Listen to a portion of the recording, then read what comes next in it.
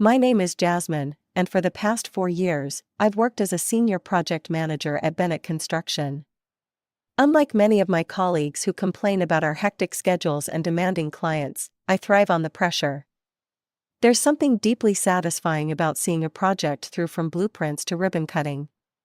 My apartment in downtown Portland isn't huge, but it's mine, or at least it will be once I finish paying the mortgage. The view from my balcony overlooks the river, and on clear days, I can see Mount Hood in the distance. This Friday evening, I was enjoying a rare moment of peace with a glass of Pinot Noir when my phone buzzed. Mom's face lit up my screen. "Hey, Mom," I answered, tucking the phone between my ear and shoulder as I refilled my glass. "Jasmine, honey," her voice had that forced cheerfulness that usually meant she wanted something. "Listen, your father and I are having a family meeting next Saturday. Everyone will be there, and we need you to come too. I'll make your favorite lasagna, the one with the 3 cheeses and homemade sauce." My mom's lasagna was legendary, and she knew it was my weakness. I couldn't help but smile. "I'll be there." After we hung up, I walked back out to my balcony. It had been months since I'd seen my parents. Between my 60-hour workweeks and their busy retirement schedule of golf and community theater, our paths rarely crossed except for major holidays. Seeing my younger siblings would be interesting. Tyler and Tiffany, the twins, were 12 years younger than me at 24. While I was setting up my first apartment and working my way through college, they were still in elementary school being showered with attention and the latest gadgets. Our parents' approach to parenting had undergone a dramatic shift between raising me and raising them. With me, it was all about responsibility, saving money, and being independent. By age 12, I was doing my own laundry. At 14, I became the twins' default babysitter whenever our parents wanted a night out. Meanwhile, Tyler and Tiffany grew up with far fewer rules and considerably more indulgence. When I moved out at 18, they were still being tucked in at night. Now, at 24, they both lived in apartments our parents helped pay for while they found themselves. Tyler had cycled through 3 different college majors before settling on communications, and Tiffany was currently between jobs after quitting her barista position because her manager was totally toxic. The following Saturday, I pulled into my parents' driveway at exactly 4 p.m. Tiffany's bright blue Kia and Tyler's motorcycle were already parked out front. Great. I was the last to arrive, which meant they'd probably been talking about me. As I approached the front door, I could hear laughter from inside. It stopped abruptly when I rang the doorbell. Mom answered, wearing an apron and a slightly strained smile. "Jasmine, come in, come in." She gave me a quick hug that smelled of garlic and perfume. The twins were sitting close together on the living room couch, their heads bent toward each other in conspiratorial fashion. When I walked in, they looked up simultaneously with identical expressions of forced casualness. "Hey, Jazzy," Tiffany said, twirling a strand of blonde hair around her finger. "Nice suit, coming from work?" It was Saturday, but I didn't bother correcting her. "Hi, Tiff, Tyler." I nodded at my brother, who gave a half-hearted wave without getting up. I went into the dining room, where Mom was setting out the good china, the set we only used for Thanksgiving and Christmas. "Wow, bringing out the fancy stuff," I observed. "This must be some family meeting." Mom and Dad exchanged a quick glance that sent a ripple of unease through me. Before I could ask what was going on, the twins sauntered in and took their usual seats across from me. Throughout dinner, the conversation remained painfully superficial. Mom talked about her garden club, Dad mentioned a new golf club he was considering, and the twins shared gossip about people I didn't know from their circle of friends. No one asked about my work or life, which wasn't unusual but still stung. The lasagna was amazing as promised, but I couldn't fully enjoy it with the underlying tension in the room. Mom's hands trembled slightly as she served dessert, homemade tiramisu, another one of my favorites. "Okay," I finally said, setting down my fork, "what's going on?" "You're all acting weird, and Mom's made 2 of my favorite dishes." "Just tell me what this is about." My parents exchanged another loaded glance before Dad cleared his throat. "Jasmine, you know we're getting older, and we've been thinking about the future," he began. Mom jumped in. "We've decided to finalize our will, and we wanted to tell you about it in person." "Okay," I said cautiously. "We've decided," Dad continued, "that the house and the lake cottage will go to Tyler and Tiffany." The room went silent. I stared at my father, waiting for the rest, but he just looked at me expectantly. "And?" I finally asked. "That's it," Mom said, her voice oddly defensive. "You should understand, honey. You're doing so well financially, and the twins are still finding their way. They need the security more than you do." I looked across the table at my siblings. They were both trying, and failing, to suppress smug smiles. "Just so we're clear," Tyler said, leaning forward, "we wanted you to know now so there's no confusion later. Everything goes to us." I felt like I'd been punched in the stomach. Everything? The house that I'd been helping pay the mortgage on for the past 4 years? The cottage that I paid $30,000 to renovate last summer? Mom's face flushed. "That's not relevant, Jasmine. Family helps family, you know that." "Yeah, family helps family," I repeated slowly. "Like when I paid for both their college tuitions? Or when I send you $600 every month for household expenses?" My parents looked away, unable to meet my eyes. Tiffany snorted. "Don't act all high and mighty, Jazzy. You've always been jealous that Mom and Dad love us more." "Excuse me?" I felt my face growing hot. "It's true," Tyler added. "You've always resented us because you had to babysit while we got to have fun. It's not our fault you were born first." I looked at my parents, waiting for them to defend me, to say something, anything, to contradict this ridiculous accusation. Instead, Mom's face hardened. "You should be ashamed, Jasmine. Talking about money at a family dinner. You've always been obsessed with counting every penny. Meanwhile, your brother and sister are struggling to find good jobs in this economy. And whose fault is that?" I shot back. "You've never made them take responsibility for anything. They can't keep jobs because they've never had to work for anything in their lives." "See?" Tiffany said triumphantly. "Jealous and greedy." I pushed my chair back from the table. "What I see is that I've been supporting this family for years while getting nothing but criticism in return. And now I find out you're cutting me out of the will entirely? For what? For being responsible?" Dad stood up abruptly. "I think you should leave, Jasmine. When you've calmed down and can discuss this rationally, we can talk again." I was stunned into silence. As I gathered my purse and jacket, the twins smirked at me from across the room. "Don't let the door hit you on the way out," Tyler called after me. "This is our house now, not yours." The drive home was a blur. All I could think about was how blind I'd been all these years. The drive home felt like an out-of-body experience. My hands gripped the steering wheel so tightly my knuckles turned white, but I barely registered the road in front of me. By some miracle, I made it back to my apartment without incident. "You're such an idiot, Jasmine," I muttered to myself as I kicked off my shoes in the entryway. "Such a complete and utter fool." I went straight to my wine rack and grabbed a bottle of Cabernet, not the cheap stuff I usually save for cooking, but the expensive one I'd been saving for a special occasion. Well, finding out your family has been using you like an ATM seemed special enough. As I poured myself a generous glass, memories flooded back. All those times I'd helped them financially over the years. 3 years ago, when Tyler totaled his first car, I gave him $5,000 for a down payment on a new one because he needs reliable transportation for school. Last year, when Tiffany decided she wanted to become a yoga instructor, I paid for her $2,500 certification program. Then there was the $30,000 I spent renovating the lake cottage after a pipe burst and caused water damage, a cottage I've used exactly twice in the 4 years since my parents bought it. But the biggest expenditure by far was covering their house payments. 4 years ago, when my parents were looking to downsize from our old family home, they fell in love with their current place but struggled with the monthly payments on their retirement income.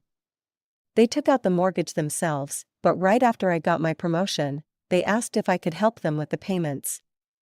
So for the past 4 years, I've been sending them $1,800 every month to cover their mortgage. plus the additional $600 I sent them each month for utilities and property taxes. That's $2,400 a month, I said aloud, doing the math, for 4 years. The total made me wince. Almost $115,000 I'd given them, and for what? To be told I wasn't getting anything in the will because I was doing well financially? I took my wine to the couch and stared out at the city lights. The truth was I wasn't even that interested in inheriting their house or the cottage. What hurt was the dismissive way they'd announced it, as if my contributions meant nothing. As if I meant nothing. And using my favorite meal as a bribe? That was just manipulative. I opened my banking app and stared at the scheduled transfers. $1,800 to mom and dad mortgage scheduled for the 15th, and $600 to parents' expenses for the 1st of each month. With a deep breath, I canceled both recurring payments. Then I turned off my phone, finished my wine, and went to bed. The next morning, I woke up feeling lighter than I had in years. For the first time, I didn't have to worry about setting aside a huge chunk of my paycheck for my parents. I could actually start saving aggressively for my own future. I spent the next 2 weeks throwing myself into work, staying late at the office and bringing projects home on weekends. My phone remained blissfully silent, no calls or texts from my family. It was as if our confrontation had never happened. Then, exactly 14 days after the disastrous dinner, I received a text from my mother. "Jasmine, don't forget the mortgage payment is due today. Also, we need the household money by Friday. The electric bill is higher this month." I stared at my phone in disbelief. Was she serious? After everything that had happened, she was still expecting me to send money? As if cutting me out of the will and insulting me to my face was just business as usual? I typed a response: "I won't be making any more payments for the mortgage or bills. I'm not going to financially support a house that you've made clear I have no stake in. Please make other arrangements." I hit send and set my phone down, my heart pounding. Within 15 minutes, it rang. Mom's name flashed on the screen. I took a deep breath and answered. "How dare you," she shrieked, skipping any greeting. "You can't just stop paying without warning. What are we supposed to do?" "Hello to you too, Mom," I said, keeping my voice calm. "And I'm giving you warning now. I won't be making any more payments. You can't do this to us, we're your parents. You have an obligation." "I don't, actually," I interrupted. "I've been helping voluntarily because I thought we were a family who supported each other. But after learning that you and Dad are leaving everything to Tyler and Tiffany, I realized this arrangement isn't fair to me." "This is about the will," she huffed. "I knew it. You're just greedy and jealous. Your father and I raised you better than this." "No, Mom, this is about respect. I've spent years helping all of you financially, and in return, I get cut out of the will and insulted at dinner. I'm done being the family piggy bank." I hung up before she could respond, my hands shaking. The calls started coming in almost immediately. First my mother again, then my father, then both twins. I let them all go to voicemail. Their messages ranged from tearful pleas to vicious insults. "Jasmine, please," Dad begged in one message. "We can't make the mortgage without you, we'll lose the house." "You selfish bastard," Tyler snarled in another. "Mom's crying because of you. Hope you're happy." After 2 days of this, I blocked all their numbers. I needed peace. A week later, my phone started ringing with calls from relatives I barely spoke to. First my Aunt Linda, then my cousin Steve, even my father's brother who lived in Arizona. Apparently, my mother had been busy spreading her version of events. "Your mom says you're trying to make them homeless," Aunt Linda said when I finally answered one of her calls. "What's going on, honey?" I took a deep breath and explained the situation, the will, the dinner, and most importantly, the fact that I'd been paying their mortgage for 4 years without anyone in the family knowing. "That can't be right," she said, sounding genuinely confused. "Your mom told everyone you just helped them with the down payment." "I paid every single mortgage payment since they bought the house," I replied, "plus extra for bills. You can ask them yourself." Similar conversations followed with other relatives. Some sided with me, some with my parents. A few refused to believe I'd been financially supporting my parents at all, insisting I was lying to make myself look better. Fed up with the whispers and accusations, I finally posted a detailed explanation on Facebook, laying out the financial support I'd provided over the years and why I'd decided to stop. I ended it with, "I love my family, but I can't keep subsidizing their lifestyle while being treated as an outsider. It's time for me to prioritize my own future." The post generated dozens of supportive comments, but also plenty of criticism. Some relatives thought I was wrong to air family business publicly.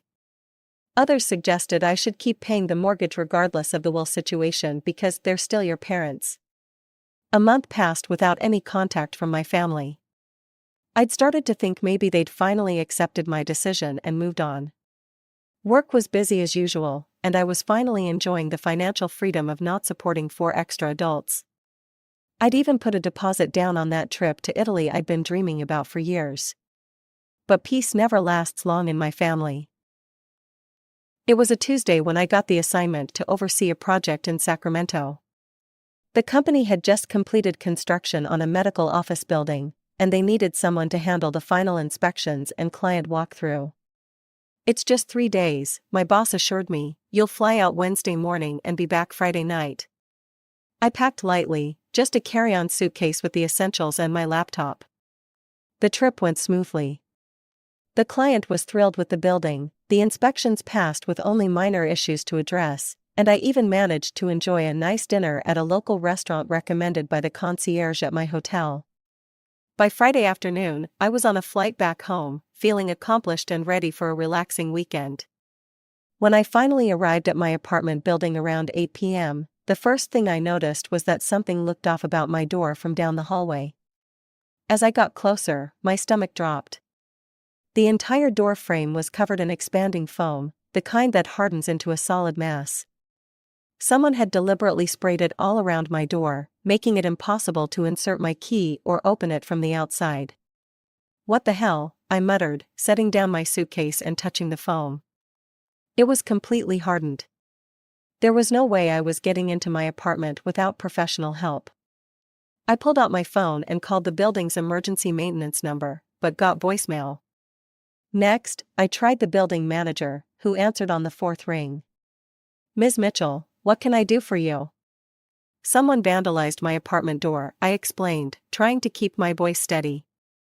"They sprayed it with expanding foam, I can't get in." There was a pause on the other end. "That's unusual. I'll call our locksmith service, but it might be a couple hours before they can get there. It's Friday night." I ended up sitting in the hallway next to my luggage for nearly 3 hours before a sleepy-looking locksmith arrived with his tools. He whistled when he saw my door. "Someone really didn't want you getting in," he observed as he assessed the damage. "This is going to be tricky." It took him almost an hour to cut away enough of the foam to access the lock mechanism. By midnight, I was finally able to enter my apartment, exhausted and furious. Once inside, I went straight to my laptop. I had installed a security camera in my hallway after a package had been stolen 6 months earlier. The camera was aimed directly at my front door and uploaded footage to a cloud server I could access remotely. I found the relevant time frame and started the playback. At first, there was nothing, just an empty hallway. Then, around 2 p.m. on Thursday, a familiar figure appeared, Tyler. My brother was wearing a baseball cap pulled low over his eyes and had his hoodie up, but I'd recognize his walk anywhere. He looked both ways down the hallway, then pulled a can from his backpack and began spraying the foam around my door frame.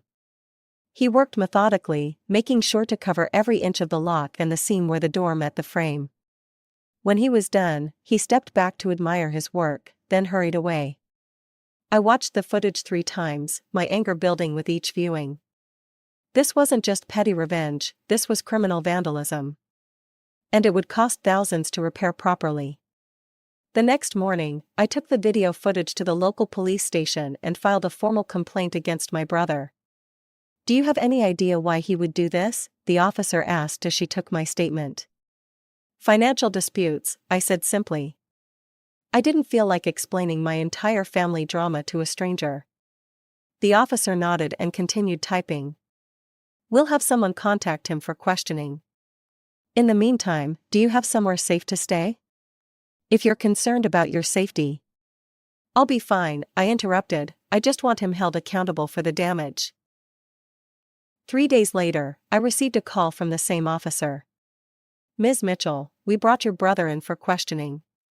He initially denied everything, but when we showed him the video footage, he admitted to vandalizing your door. Good, I said, feeling a grim satisfaction. What happens now? We've charged him with criminal mischief and property damage. Given the cost of repairs, it's a more serious charge. He could be looking at fines and possibly probation. I thanked her and hung up. Almost immediately, my phone rang again. It was a number I didn't recognize, but I answered anyway. Jasmine, what have you done? It was my father, his voice trembling with rage. The police arrested Tyler, your own brother. They didn't arrest him, Dad. They brought him in for questioning after I filed a complaint about him vandalizing my apartment. He's just a kid, he made a mistake. He's 24 years old, I replied flatly. And his mistake is going to cost over $3,000 to fix properly. The building manager says they'll have to replace the entire door and frame. This is how you treat family? By calling the police on them? Family doesn't vandalize each other's homes, Dad. There was a pause before he spoke again, his voice lower. What do we need to do to make this go away? $3,000 for the repairs, I said immediately. Pay for what he destroyed, and I'll withdraw the complaint. That's extortion. That's consequences, I corrected him. Tyler destroyed my property, and now he needs to pay for it, or he can deal with the legal system. His choice. My father hung up without another word. The next day, my mother called. Unlike my father, she didn't yell. Instead, her voice was cold and cutting. I never thought you'd sink this low, she said. Using the police to get revenge on your own family. It's not revenge, Mom, it's holding Tyler accountable for his actions. He was upset, we all are. You've left us struggling to make ends meet after we relied on your help for so long. The mortgage company is threatening foreclosure. I bit back a sarcastic response. I'm sorry you're having financial difficulties, but that doesn't give Tyler the right to vandalize my home. She was quiet for a moment. And if we pay, you'll drop the charges? Yes. Fine, she said tersely, we'll send you the money. But don't expect anything else from us ever again. I nearly laughed at the irony that was already made perfectly clear at our family dinner, Mom. 2 days later, I received a bank transfer for exactly $3,000. I contacted the police and told them I didn't want to press charges anymore. The officer sounded disappointed but said she understood. Family situations can be complicated, she said sympathetically. You have no idea, I replied. With the money from my parents, I was able to get my door properly repaired. The building manager was understanding but suggested I might want to consider additional security measures. I upgraded my camera system and added a second lock, just to be safe. 6 months have passed since I last had any direct contact with my family. According to Aunt Linda, who still calls me every few weeks, my parents are struggling badly with their mortgage. They've depleted most of their retirement savings trying to keep up with the payments. Your mom's waitressing at that diner near their house, she told me during our last call. Morning shifts. And your dad's working at the hardware store 6 days a week now. They're barely making ends meet. Apparently, Tyler and Tiffany aren't helping at all. Tyler picked up a retail job but quit after 3 weeks because the manager was totally unreasonable about him showing up on time. Tiffany occasionally babysits for neighbors but spends most of her days planning a lifestyle blog that never seems to launch. The worst part, Aunt Linda said, is that your parents still blame you for everything. Your mom tells anyone who'll listen that you abandoned them when they needed you most. I just smiled and changed the subject. I no longer care what they say about me. My life has never been better. I got promoted to senior director last month, with a substantial raise. I took that trip to Italy and have another vacation planned to Japan in the spring. My apartment now has a proper home office where I can work in peace. I've made new friends through my hiking group, and I've been dating someone interesting for the past 2 months. For the first time in my adult life, my money is my own. My time is my own. My future is my own.